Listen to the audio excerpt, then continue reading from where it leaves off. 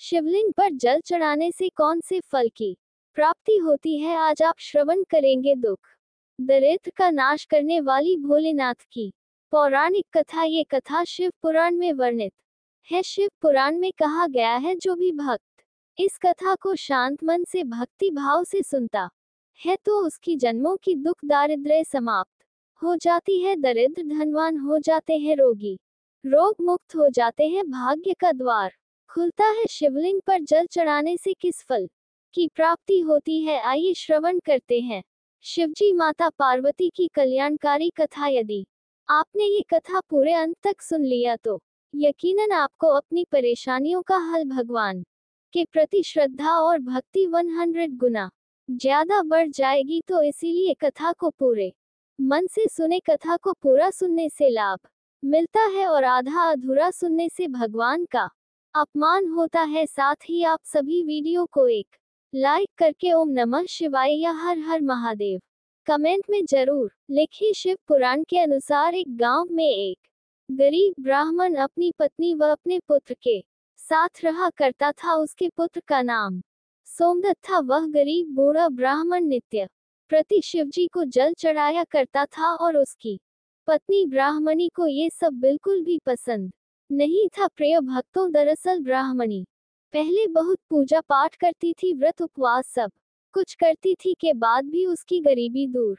नहीं हो रही थी। जब ब्राह्मण जवान था तो कहीं से कथा सुनाकर पूजा पाठ करके दक्षिणा लाता, उसी से उसका गुजारा होता था। फिर भी ब्राह्मणी इस सास में पूजा पाठ करती थी कि कभी न कभी उसकी गरीबी दूर होगी, किंतु उसके पूजा पाठ का कोई फल नहीं मिला। अब तो ब्राह्मण बूढ़ा हो गया था, उसमें इतनी शक्ति नहीं थी कि वह कहीं गांव में जाकर कथा कराए। वह बीमार रहने लगा, घर में कमाने वाला कोई भी नहीं था।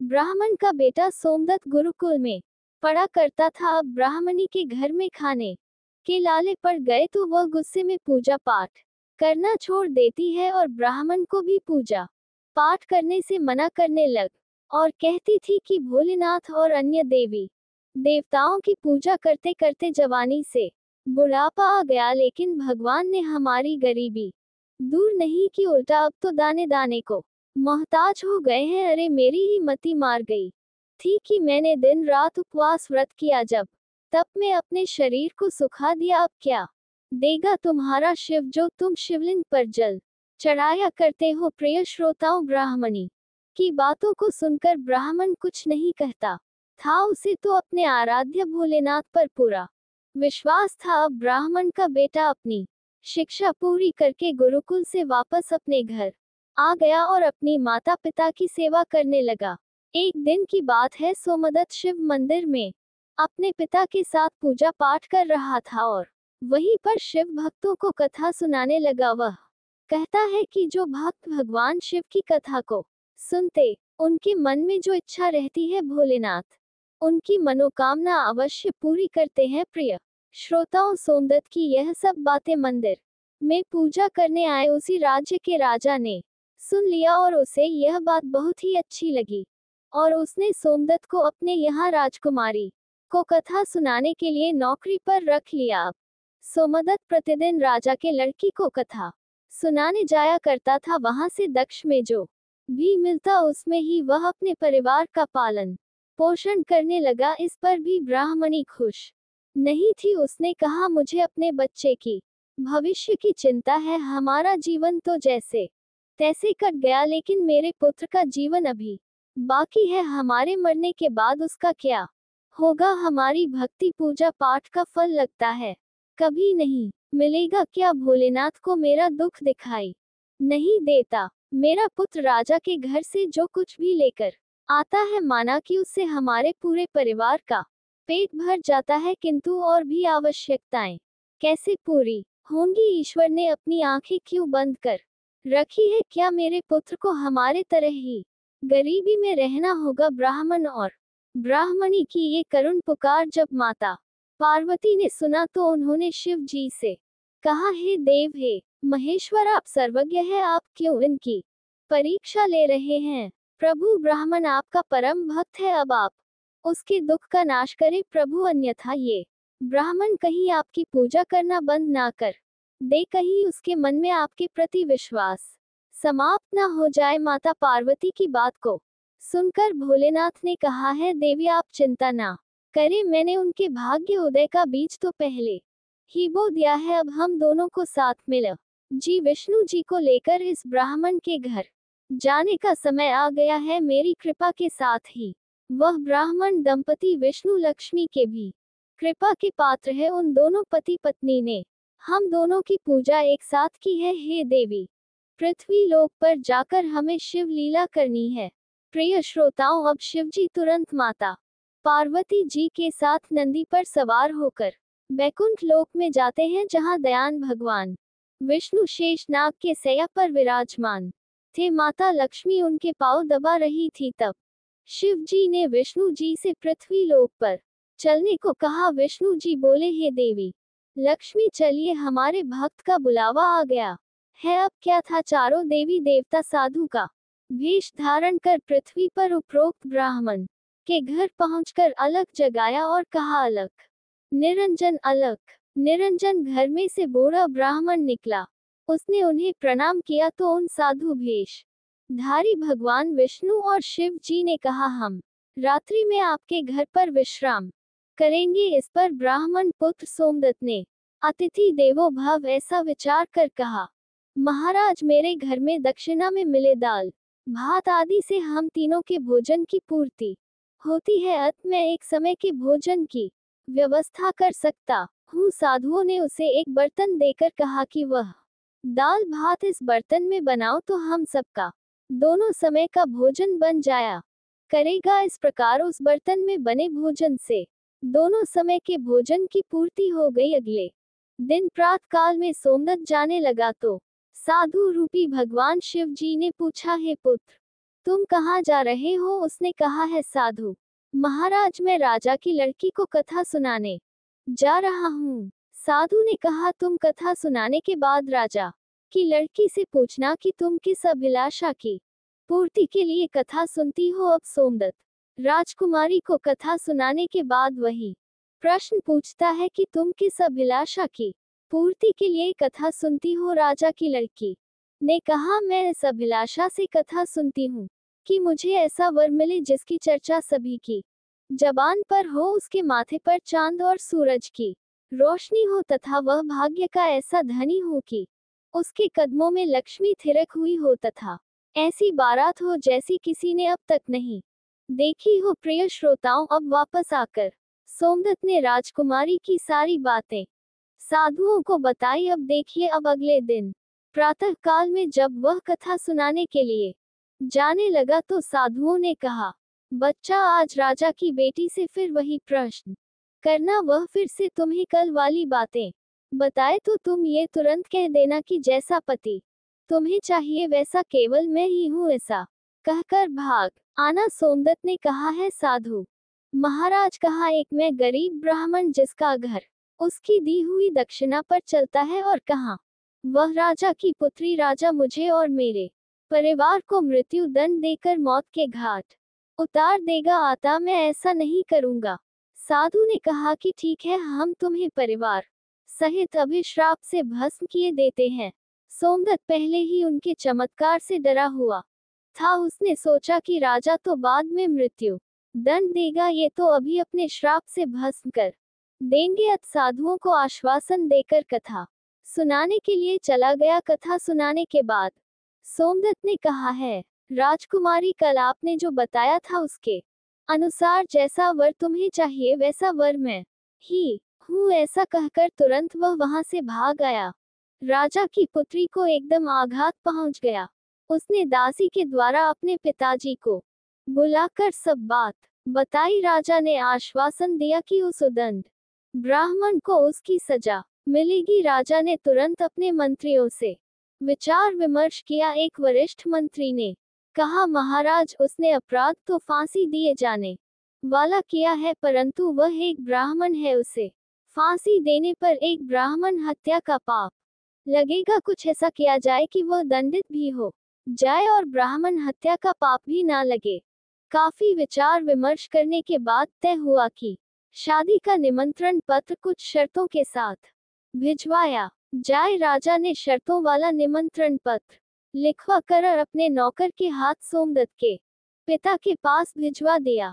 उधर सोमदत्त ने घर पहुंचकर साधुओं को बताया कि आपके कहे अनुसार कहने पर राजकन्या बहुत क्रोधित हो गई। अब शीघ्र ही फांसी का संदेश पहुंचने वाला है। कुछ समय बाद नौकर निमंत्रण पत्र लेकर वहां पहुंच गया। साधुओं ने नौकर को सम्मान सहित बिठाकर सोमदत्त को निमंत्रण पत्र पढ़कर सुनाने को कहा। पत्र इस प्रकार था, अर्थात पत्र पर लिखा था, हे ब्राह्मण पुत्र, हमें तुम्हारा शादी का प्रस्ताव मंजूर है, परंतु साथ साथ हमारी कुछ शर्तें भी हैं।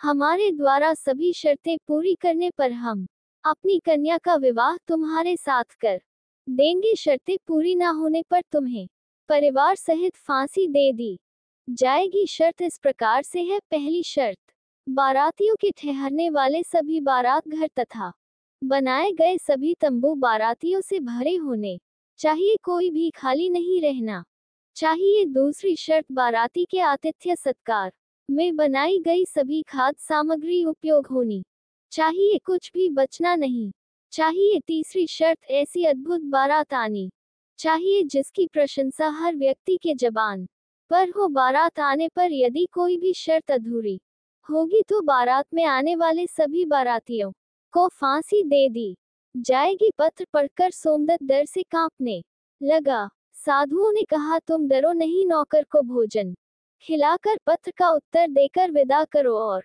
पत्र में लिखो कि आप विवाह की तैयारी करें, हम फला दिन बारात लेकर आ रहे हैं। नौकर को भोजन में दाल भात परोसा गया। नौकर की थाली में चमत्कार से 36 प्रकार का भोजन बन गया। विदाई में साधुओं ने, जो कि साधु के वेश में भोलेनाथ और विष्णु जी थे, उस नौकर को मुट्ठी भर धुनी की राख पत्र देकर विदा किया। बाहर आकर नौकर ने देखा कि वह राख नहीं हीरे मोती है। वह बहुत खुश हुआ। राजा ने सकारात्मक उत्तर प्राप्त होने पर विचार किया कि वह गरीब ब्राह्मण किसके भरोसे ऐसा कर रहा है, क्या कोई दुश्मन राजा उसका साथ दे रहा है। यही सोचकर राजा ने शहर के तमाम बारात घर सजवा दिए और अनेकों तंबू लगवा दिए। राजा का विश्वास था कि अधिक आदमी ना के कारण वह शर्त हार जाएगा। सोमदत्त अपनी बारात में चलने के लिए जिसे भी कहता वही उसे यह कहकर मना कर देता कि नहीं, तुम्हारा तो अंतिम समय आ गया है, हम बारात में तुम्हारे साथ मरने के लिए क्यों जाए। ऐसी बात सुनकर वह बहुत ही परेशान था। शादी वाले दिन सोमदत्त को परेशान देखकर साधुओं ने कहा, पुत्र, आज तुम्हारा विवाह है और तुम परेशान हो रहे हो, तैयार होकर हमारे साथ चलो। तुम किसी भी बात की चिंता मत करो, हम तुम्हारे साथ है। सोमदत्त ने भाग्य में जो लिखा है वही होगा, यही सोचकर तैयार होकर साधुओं के साथ चल दिया। भगवान शिव जी ने इस बारात में चलने के लिए सभी देवताओं को मनुष्य रूप में आमंत्रित कर दिया तथा भूत प्रेत व अनेक गणों को भी शादी में बुला लिया, जिसके कारण सभी बारात घर व लगाए गए तंबू भर गए।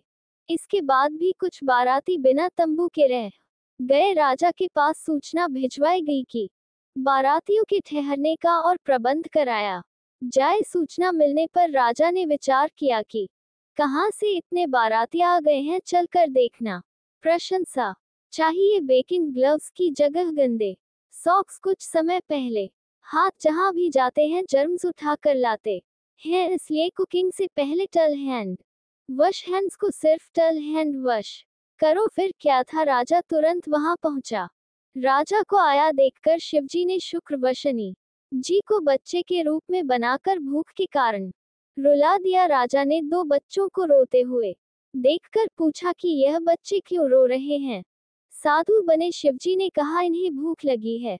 राजा ने उन बच्चों को खाना खिलाने के लिए भेज दिया। कुछ समय बाद राजा के कर्मचारी ने आकर बताया कि महाराज, वे दोनों बच्चे तो सारा का सारा खाना खा गए हैं और फिर भी भूख भूख चिल्ला रहे हैं। ऐसा सुनकर राजा बहुत परेशान हुआ। उसने अपना घमंड त्याग कर साधुओं के सामने नतमस्तक होकर कहा, महाराज, अब मेरी लाज आपके हाथ में है। साधुओं ने कहा, कोई बात नहीं, सब कुछ ठीक हो जाएगा तुम घर जाकर बारात की अगवानी की तैयारी करो। राजा ने शहर को बहुत ही सुंदर ढंग से सजाया। जगजग झालर से पूरा शहर एक दुल्हन की तरह सजाया गया। सोमदत्त भी विवाह की पोशाक में एक राजकुमार की तरह बहुत सुंदर दिखाई दे रहा था। शाम के समय उसे एक सुंदर रथ में बिठाया गया। रथ के आगे अनेक प्रकार के बैंड बाजे नगाड़े वाले झूम रहे थे, नाच रहे थे। दूल्हे के मस्तक पर सेहरे को चांद और सूरज से सजाया गया। बाराती हाथ में मुद्राएं लेकर एक दूसरे पर न्योछावर करके इधर उधर उड़ा रहे थे। बारात के इस विहंगम दृश्य को देखकर लोग आपस में कहने लगे कि इस ब्राह्मण के भाग्य को तो देखो, इसके मस्तक के चेहरे में चांद सूरज और चारों तरफ से इस प्रकार धन लक्ष्मी उड़ाया जा रहा है मानो किसी बड़े राजा की बारात निकल रही है। ऐसी बारात हमने अपने जीवन में कभी नहीं देखी और ना आगे देखने की उम्मीद है। ये भाग्य का बड़ा धनी है। प्रजा के मुंह से इस प्रकार की बातों को सुनकर के माता पार्वती ने कहा, प्रभु आप जिस पर कृपा करते हैं उसके लिए आनंद धन के भंडार खोल देते हैं। भगवान भोलेनाथ ने कहा, है पार्वती जो मेरी पूरी श्रद्धा भक्ति से पूजा करते हैं मैं उन्हें उनके पूजा का फल अवश्य देता हूँ। उन्हें दुख तभी तक झेलना पड़ता है जब तक कि उनके पाप कर्म खत्म नहीं हो जाते। पुण्य कर्म जैसे ही उदय होते हैं उनके भाग्य के दरवाजे खुल जाते हैं और जो भक्त भगवान की कथाओं को सुनता है उन्हें भी राजकुमारी की तरह फल प्राप्त होता है। राजकुमारी ने प्रतिदिन भगवान की कथाएं सुनी। उसने मन में जो भी कामना की उसे वह मिला। ये तो भोलेनाथ, माता पार्वती, विष्णु जी, लक्ष्मी जी की महिमा थी जिसके कारण ब्राह्मण धनी हो गया। उसका भी घर महल की तरह सुंदर हो गया। उसके घर में नौकर चाकर इत्यादि की कमी नहीं थी। अपार धन दौलत से घर भरा हुआ था और ब्राह्मणी ने भी फिर से भगवान की पूजा अर्चना करनी शुरू कर दी। खूब दान दक्षिणा देना शुरू कर दिया और नित्य प्रति भगवान की कथाओं को सुना करती थी। एक बार प्रेम से बोलिए लक्ष्मी नारायण भगवान की जय। ओम नमः शिवाय। जय माता पार्वती। हर हर महादेव। अगर वीडियो पसंद आए तो हमारे चैनल को सब्सक्राइब करें।